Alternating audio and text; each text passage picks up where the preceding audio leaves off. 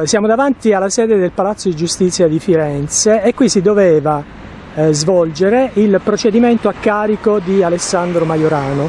Come tutti sapete, questo procedimento è stato, con delle fantasiose motivazioni, rinviato addirittura al prossimo anno, al 21 marzo del 2016.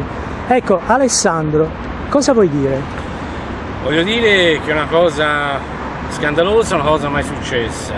2 giorni fa io entro in questo palazzo, vado al 7° piano, cancelleria penale, e deposito la lista testi in relazione al processo Renzi Majorano.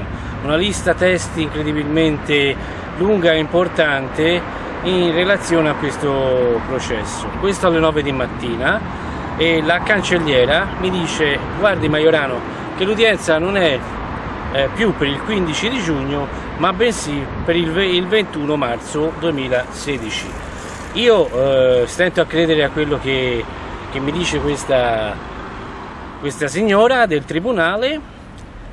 Alle 4 del pomeriggio un fax del tribunale al mio avvocato Carlo Taormina conferma quello che la cancelliera mi aveva detto, per cui il processo Renzi Majorano il 15 giugno 2015 non ci sarà forse il 21 marzo 2016. Io un'idea me la sono fatta di questa situazione. Sicuramente Renzi ha paura di quello che potrei tirare fuori, di quello che potrei dire, perché in questo processo, anche se era un'udienza di transazione, avremmo parlato delle escorte Palazzo Vecchio, degli assegni dilusi, delle spese alla provincia che il signor Matteo Renzi si è speso per sue velleità personali, pari a 31 milioni, avremmo parlato della casa di Renzi in via Alfani pagata da Carrai, e soprattutto avremmo fatto presente alla stampa questo listone testi di nomi roboanti della politica e della finanza italiana. Evidentemente, come sul salva Berlusconi, la manina di Renzi ha colpito ancora. Io spero, e a questo punto il mio avvocato Carlo Taormina indica una conferenza stampa, perché questa è una vergogna totale, io spero che reagisca a questo schiaffo che volutamente ci è stato dato, e io ripeto, la mia idea personale, ma non si è mai visto che un giudice decide di rinviare l'udienza al prossimo anno perché nelle motivazioni dice che deve andare a un convegno il 15 e il 16. Mi domando se il tribunale non avesse avuto un altro giudice, un altro togato, per sostituire il giudice che se n'è andato a questo convegno. Questo secondo me è una scusa vergognosa, è un mio parere, ma secondo me è una scusa vergognosa, è stato fatto secondo me per avvantaggiare Renzi. Gli diamo un altro anno di respiro, così il salvatore della patria continuerà a fare danni, gli diamo un altro anno di respiro e vediamo cosa succede. Io spero che a questo punto i fascicoli sono davanti al PM Luca Turco e al procuratore capo Giuseppe Creazzo in relazione alle mie denunce contro Renzi in merito all'associazione a delinquere, peculato, riciclaggio e corruzione. A questo punto vado in avanti, anche perché faccio presente che il 28 aprile abbiamo fatto una vocazione al CSM, alla Procura Generale e alla Corte di Cassazione in merito appunto a questi fascicoli.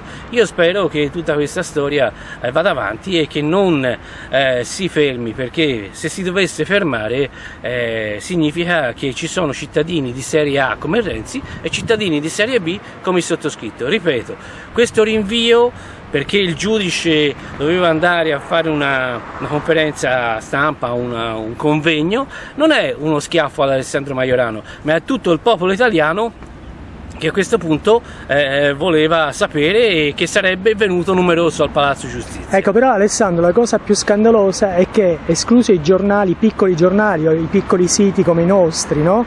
Hanno dato ampio risalto a questa cosa, e i giornali importanti, i giornali a livello nazionale, tengono tutto nascosto e lavorano solo ed esclusivamente per Renzi. Ma è evidente questa cosa, evidente, non devono far trapolare alcune situazioni legate a Renzi e la sua banda Bassotti Fiorentina, perché, ripeto, se al posto di Renzi ci fosse stato Grillo, Salvini o Berlusconi, un fatto così incredibile come questo, di questo rinvio assolutamente ingiustificato, sarebbe venuto fuori un putiferio. Invece per Renzi è tutto è tutto lecito, è tutto regolare. Aggiungiamo che la cosa scandalosa, a seguito anche di questo rinvio, è che per le strade non si vede nessuno, non si vede più uno studente, non si vede più nessuno, eppure la gente muore di fame più di prima.